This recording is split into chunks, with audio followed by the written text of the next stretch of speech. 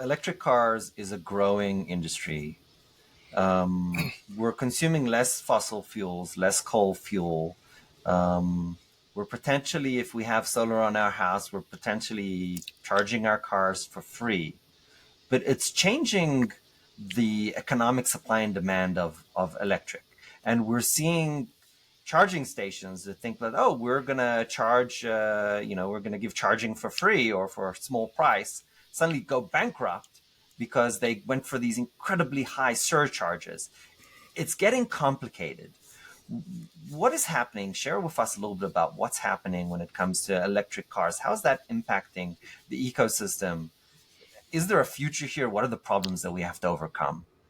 Yeah, great question. So one, yep, electric vehicles are growing exponentially, just like we're seeing solar grow exponentially, just like we saw smartphones grow exponentially. So that technology evolution is happening, and it's happening because with an electric vehicle, what happens instead of 2,000 moving parts, which is what you have in an internal combustion engine, you're exploding basically gasoline under your hood hundreds of times a second, really, right? I mean, revolutions per minute, et cetera, et cetera. You have all these moving parts, 2,000 moving parts in an internal combustion engine.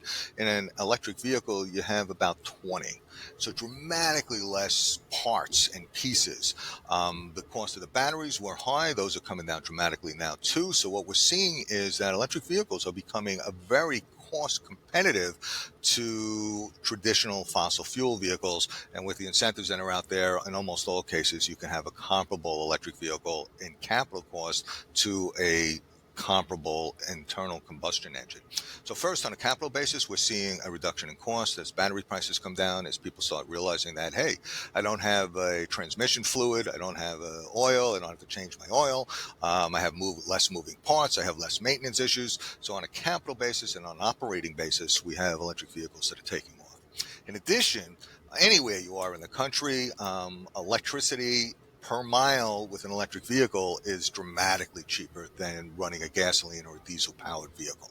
So in my part of the world, even with Con Edison, which is one of the highest electricity rates in the country, the cost to run an electric vehicle, the same mileage on electric fuel versus gasoline fuel, is about half the price per mile.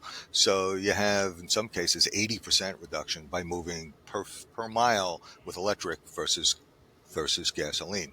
Then you're right, though, about the charging infrastructure, right?